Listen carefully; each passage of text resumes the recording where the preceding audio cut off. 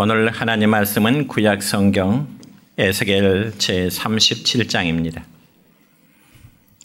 구약 성경 1209페이지 에스겔 37장 1절부터 10절에 있는 말씀까지 제가 봉독해 드립니다. 여호와께서 권능으로 내게 임재하시고 그의 영으로 나를 데리고 가서 골짜기 가운데 두셨는데 거기 뼈가 가득하더라. 나를 그 뼈 사방으로 지나가게 하시기로 본즉 그 골짜기 지면에 뼈가 심이 많고 아주 말랐더라. 그가 내게 이르시되 인자야 이 뼈들이 능히 살 수 있겠느냐 하시기로 내가 대답하되 주 여호와여 주께서 아시나이다. 또 내게 이르시되 너는 이 모든 뼈에게 태어나여 이르기를 너희 마른 뼈들아 여호와의 말씀을 들을지어다. 주 여호와께서 이 뼈들에게 이같이 말씀하시기를 내가 생기를 너희에게 들어가게 하리니 너희가 살아나리라.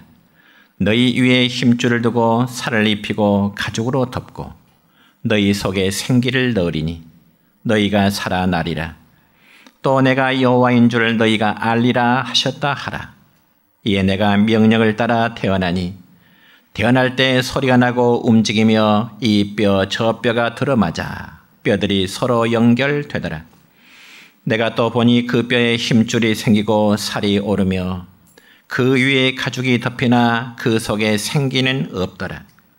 또 내게 이르시되 인자야 너는 생기를 향하여 태어나라. 생기에게 태어나 이르기를 주 여호와께서 이같이 말씀하시기를 생기야 사방에서부터 와서 이 죽음을 당한 자에게 불어서 살아나게 하라 하셨다 하라. 이에 내가 그 명령대로 태어나였더니 생기가 그들에게 들어가매 그들이 곧 살아나서 일어나 서는데 극히 큰 군대더라. 아멘. 사랑과 축복의 메시지 나눕니다. 사랑과 축복합니다. 사랑과 축복합니다. 예, 감사합니다. 오늘은 구약 성경 에스겔서 37장 1절부터 10절에 있는 말씀을 중심해서 성령의 역사하심이라는 제목으로 말씀을 선포하고자 합니다. 여러분, 우리가 부르는 찬송가 가운데 488장에 보면은 이 몸의 소망 무언가라는 찬송이 있습니다. 그런데 이 찬송의 가사를 쓴 사람은 영국의 에드워드 모트라는 사람이었습니다. 그런데 이 에드워드 모트라는 사람은 젊은 시절에 목수의 직업을 가지고 있었는데 그는 목공소에서 일을 하면서도 항상 열등의식 그리고 반항심 그리고 원망 등에 사로잡혀 있었습니다.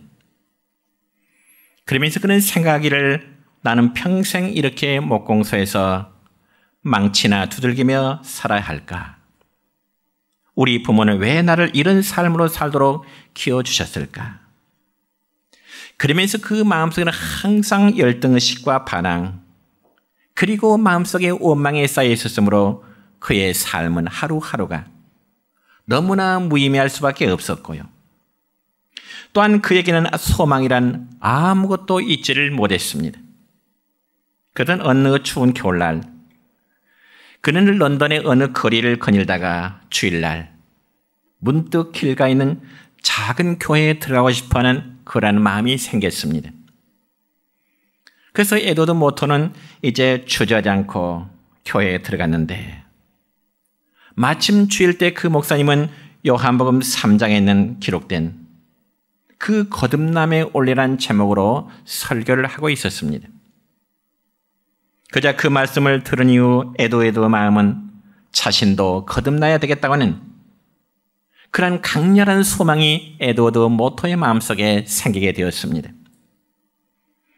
그래서 그 일을 계기로 해서 에드워드는 예수 그리스도를 영접하게 되고 그의 삶이 거듭나게 되는 은혜를 잊게 됩니다. 그리고 에드워드가 이제 믿음으로 거듭난 그가 훗날 그의 일기장에는 이러한 글을 남겼습니다. 내 망치는 이제 노래하기 시작했고 내 망치는 이제 하나님을 높이는 춤이 된다.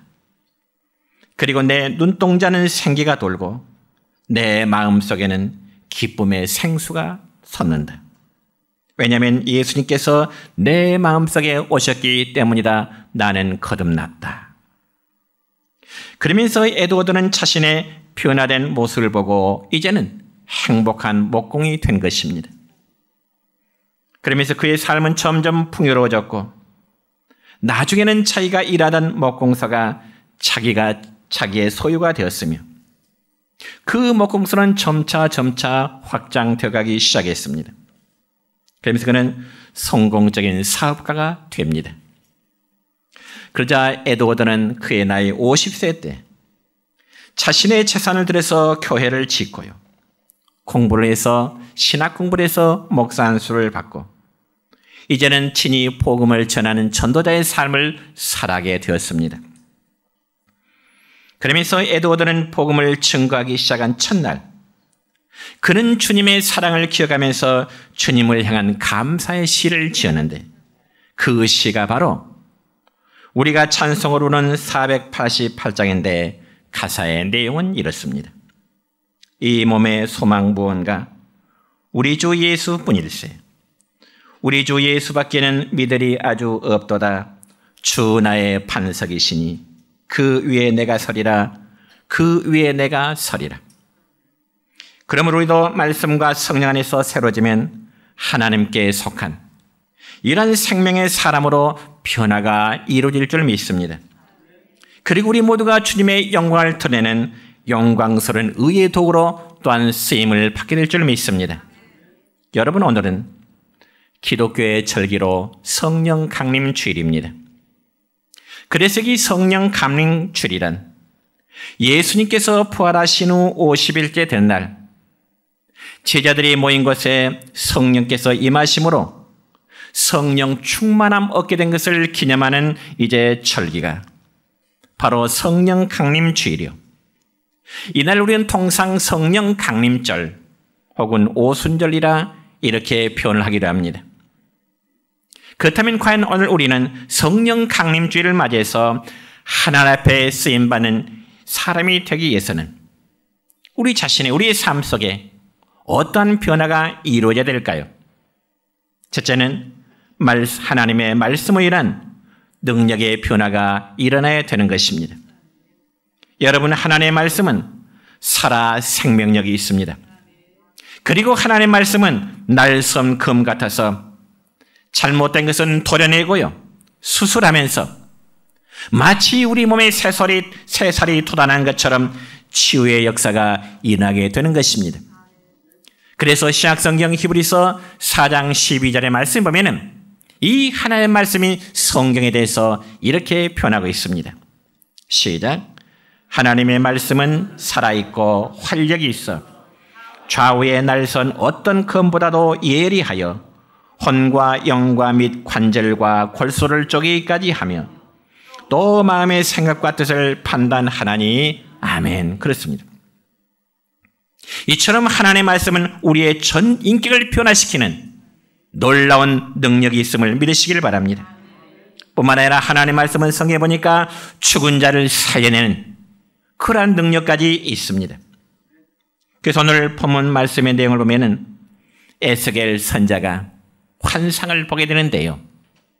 그 환상의 내용을 보면은 한마디로 생명을 살리는 이제 것인데 그것은 곧 하나님의 말씀을 선포함에 생명의 역사가 일어났다는 내용입니다. 특별히 에스겔 선지자는 어느 날 하나님의 초자연적인 역사로 인해서 환상을 보게 됩니다. 그때는 바로 이스라엘 백성이 저 바벨론 나라의 포로로 있던 상황입니다. 그런데 하나님의 사람 에스겔 선지자가 환상을 보는데 골짜기 속에 뒹구는 수많은 마른 뼈들을 바라보게 됩니다. 그 모습에 대해서 오늘 우리가 읽은 본문 2절의 말씀을 보면 이렇게 기록되어 있습니다.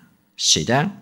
나를 그 뼈 사방으로 지나게 하시기로 본즉 그 골짜기 지면에 뼈가 심이 많고 아주 말랐더라. 아멘. 여러분, 이라는 환상을 한번 상상해 보세요. 깊은 골짜기에 수많은 뼈들이 이곳저곳에 뒹굴고 있는데 그 뼈들의 모습은 누가 보아도 그렇게 기분 좋은 환상은 아닐 것입니다. 그런데 본문 4절에 보면 하나님께서는 에스겔 선지자로 하여금 그 뼈들을 향하여 내 말을 대언하라.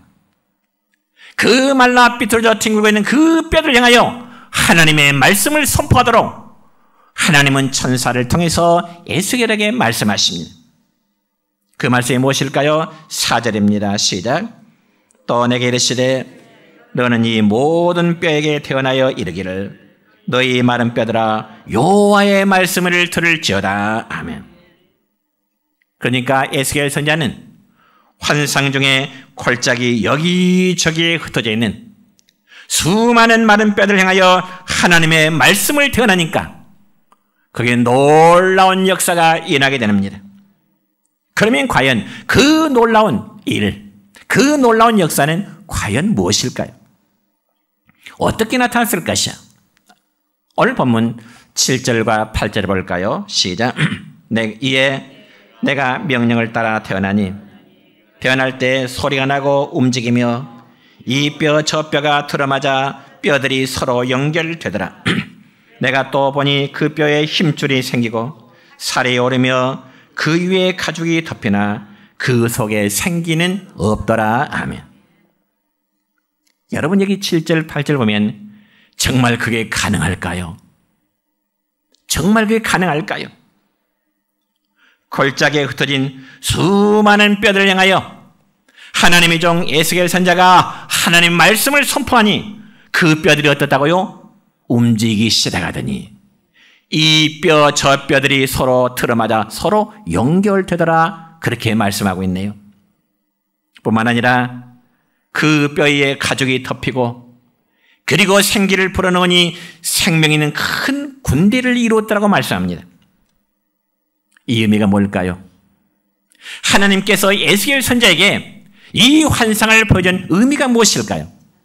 그것은 바로 에스겔 선지자가 바라본 마른 뼈들의 환상 모습은 당시에 이스라엘 백성들이 바벨론의 포로 상태에서 정말 절망에 빠져서 회복이 불가능했지만 바로 이스라엘 백성들의 상태를 마른 뼈의 환상으로 보여준 것입니다.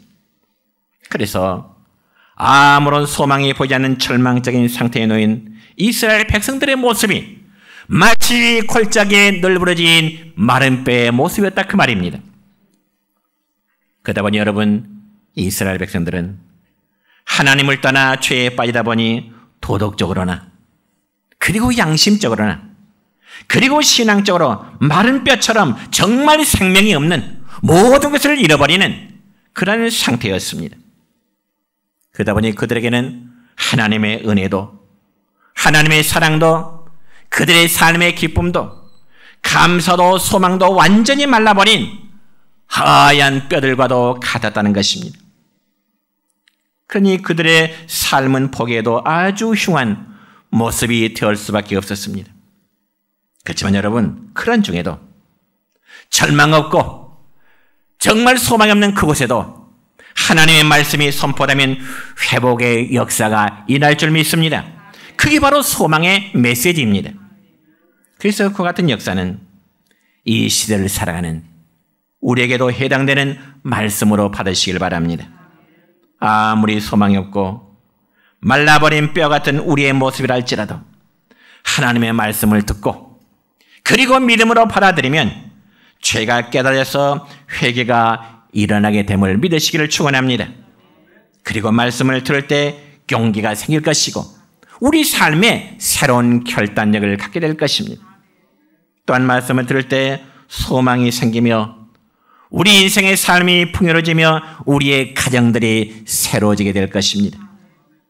그리고 하나님의 말씀은 우리로 하여금 죄의 유혹으로부터 빠지지 않고 범죄하지 않게 하는 힘을 주시는 또한 그런 능력이 있음을 믿으시길 바랍니다.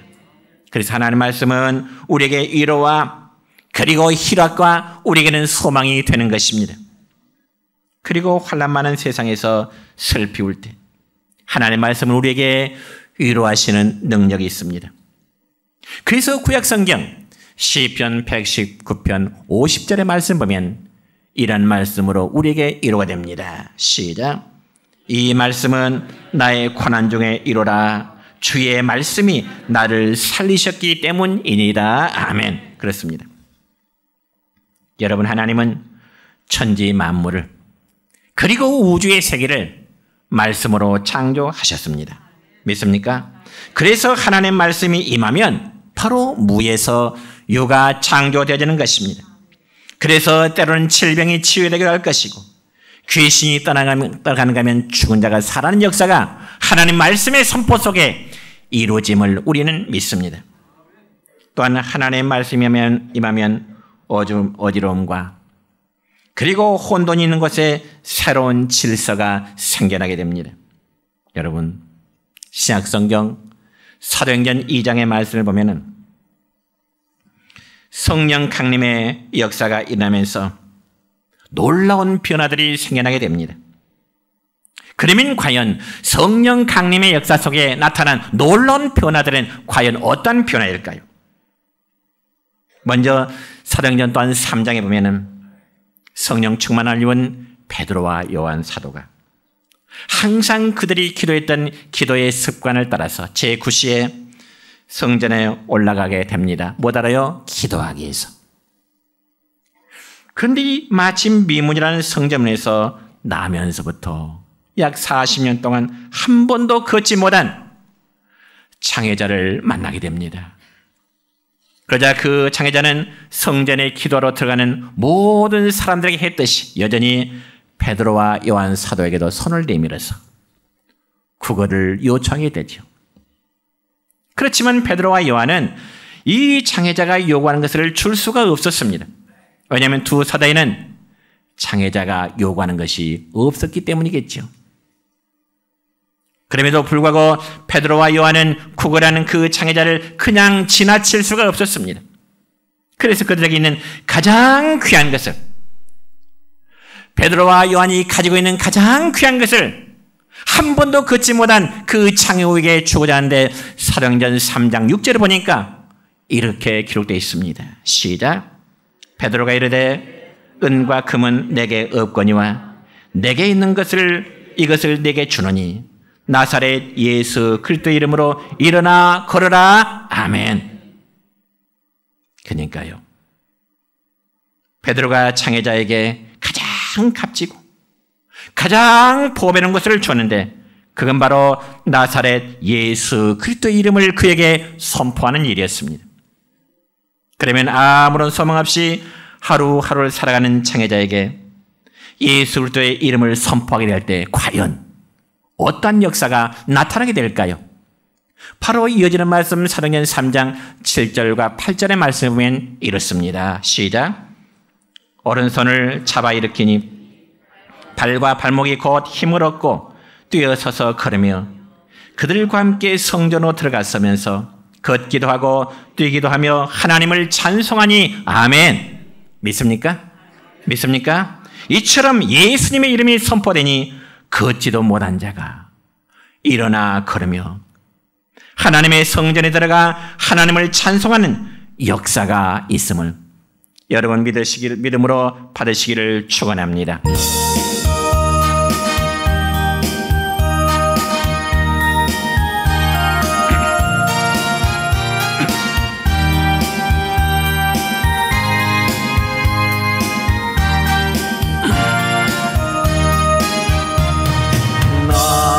등 뒤에서 나를 도우시는 주, 나의 인생 길에서 지치고 고나요 매일처럼 주저앉고 싶을 때 나를 밀어주시네.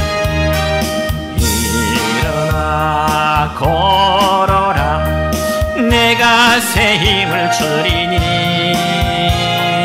일어나 너 걸어라 내 너를 도우리. 나의 등 뒤에서 나를 도우 채우시는 주, 평안히 길을 갈 때 보이지 않아도 지치고 곤하여 넘어질 때면 다가와 손 내미시네. 일어나 걸어라, 내가 새 힘을 주리니. 일어나 너 걸어라, 내 너를 도우리.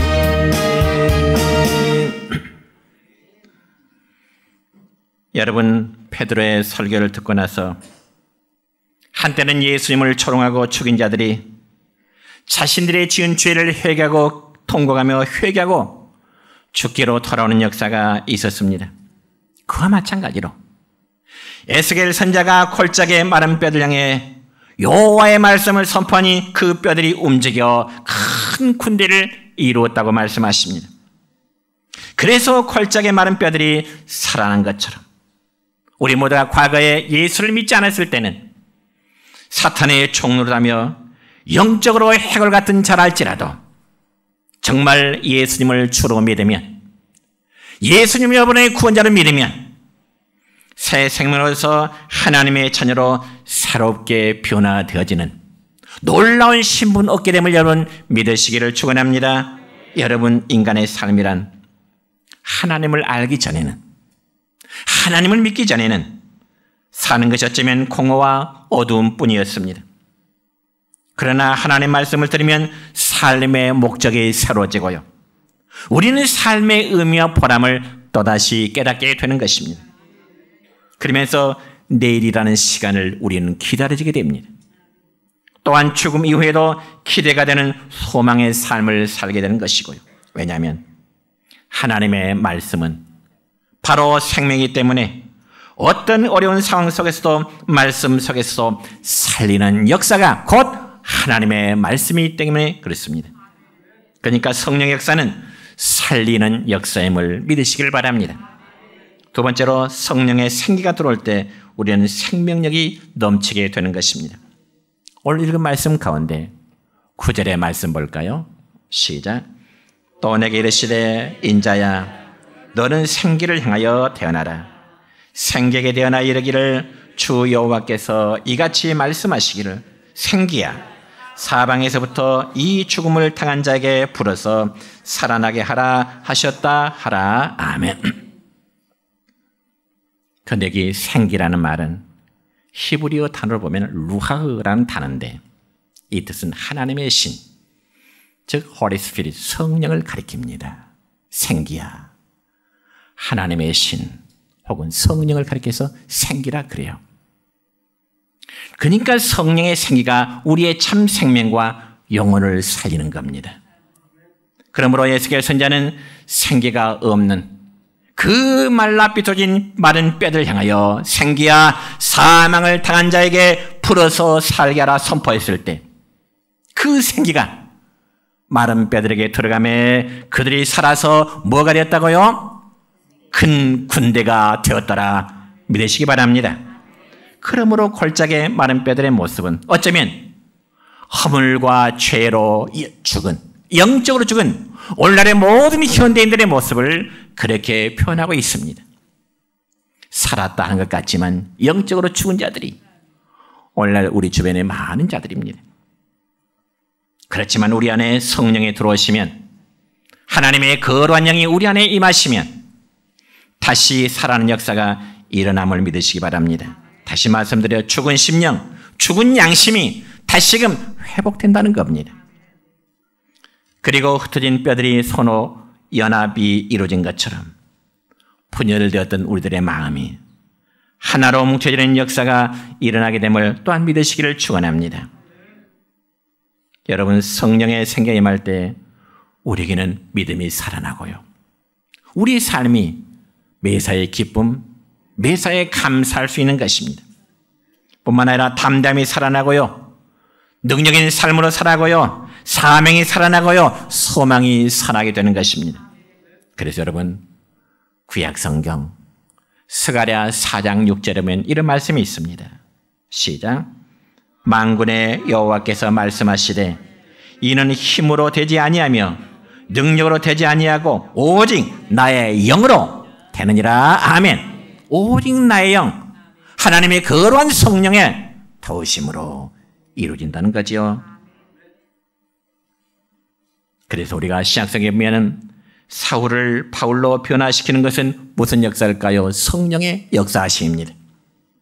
뿐만 아니라 비겁한 베드로를 담대한 복음의 증인이 되도록 하고, 그리고 주신 사명 감당하다 기꺼이 순교자가 될 수 있도록 하는 것은 바로 베드로의 마음속에 성령의 역사심의 결과인 것입니다. 여러분, 사도행전 2장에 보면 성령께서 강림하심의 모습에 대해서, 어떻게 성령이 강림하시는가 그 모습에 대해서 사도행전 2장 2절부터 4절까지 보면 이렇게 표현되어 있습니다. 같이 읽습니다. 시작. 호련히 하늘로부터 급하고 강한 바람 같은 소리가 있어 그들이 앉은 온 집에 가득하며 마치 불의 혀처럼 갈라지는 것들이 그들에게 보여 각 사람 위에 하나씩 임하여 있더니 그들이 다 성령의 충만함을 받고. 아멘. 여러분, 당시 예수님의 제자들은 주님이 승천하신 이후의 말씀을 따라 그들이 마가의 타락방에 모여서 함께 열심히 기도할 때입니다. 그러자 오순절날, 즉 주님 부활하신 후에 50일째 된 날, 강한 바람 소리와 같이 불의 혀처럼 갈라지는 모습으로 그들 가운데 성령의 충만함을 체험하게 됩니다. 그자 주님의 약속대로 오순절에 성령의 충만을 받은 제자들, 그리고 예수님을 따르는 무리들이 성령 충만을 받기 이전의 삶과는 완전히 변화된 모습으로 바뀌어지게 됩니다. 그리고 강한 바람처럼 놀라운 능력을 받았기에 담대해질 수 있었고, 믿음이 불처럼 뜨거워지고 복음을 위해서 자신의 삶을 바칠 수 있는 자리 된 것입니다. 그렇지만 여러분, 예수님의 제자들이 성령의 충만함을 받기 전에는, 성령의 충만을 받지 않았을 때는 그들의 모습이 과연 어땠을까요? 예수님이 십자가에 못 박혀 달리실 때 제자들은 자신들의 목숨을 부지하게 해서 뿔뿔이 흩어졌습니다. 그리고 베드로는 엉겹결에 주님을 모른다고 3번이나 예수님을 부인하게 됐잖아요. 그런데 두려워하고 낙심 중에 빠졌던 제자들에게 부활하신 주님이 다시금 찾아가 주십니다. 두려워서 떨고 있는 제자들을 만나십니다. 그리고 제자들의 믿음을 회복시켜 주시고요, 평안함을 주십니다. 그러면서 승천하시기 전, 나는 승천하지만 나를 대신해서 새로운 보혜사 내가 보내주겠다고 약속하십니다. 그자 그들의 주님의 약속의 말씀을 들은 제자들은 한 곳에 모여서 함께 기도하기 시작하였고, 그 결과 성령의 충만함을 체험하였고 완전히 변화된 삶을 그들이 바라보게 된 것입니다.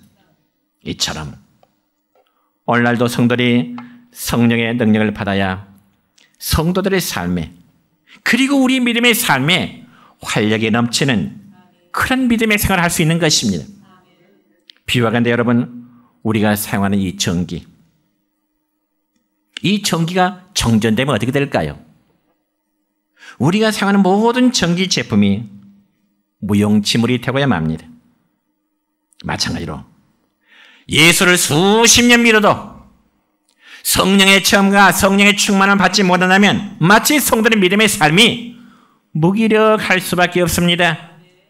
조금만 주변의 환경의 변화를 받으면 금방 믿음이 무너져요. 그러나 성령께서 함께 하시면 아무리 소망 없는 사람도, 볼품없는 사람도 성령의 역사 속에 사로잡히면 삶의 새롭게 변화의 역사가 일하게 되는 것입니다. 책에 보니까 이런 글이 있어 소개합니다. 미국 시카고에 있는 어느 한 교회에서 3살짜리 여자 어린아이의 장례식이 있었는데요. 그 아이의 죽음 원인은 먹지 못해서 굶어 죽은 아이였습니다. 그런데 그 불쌍한 여자의 장례식에 아주 남루한 옷을 입고 충혈된 눈으로 찾아온 한 알코올 중독자가 있었습니다. 그런데 그는 사람들이 기도하는 틈을 타서 죽은 아이의 신발을 벗겨갔습니다.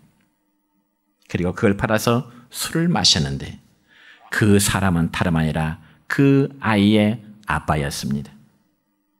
그로부터 20년 세월이 지난 후에 시카고 제1장로교에서는 수천 명의 성도들 앞에서 한 사람이 이렇게 외치고 있습니다. 뭐라고요? 성도 여러분, 20년 전 죽은 딸의 장례식에서 신발을 훔쳤던 파렴치범은 바로 저였습니다.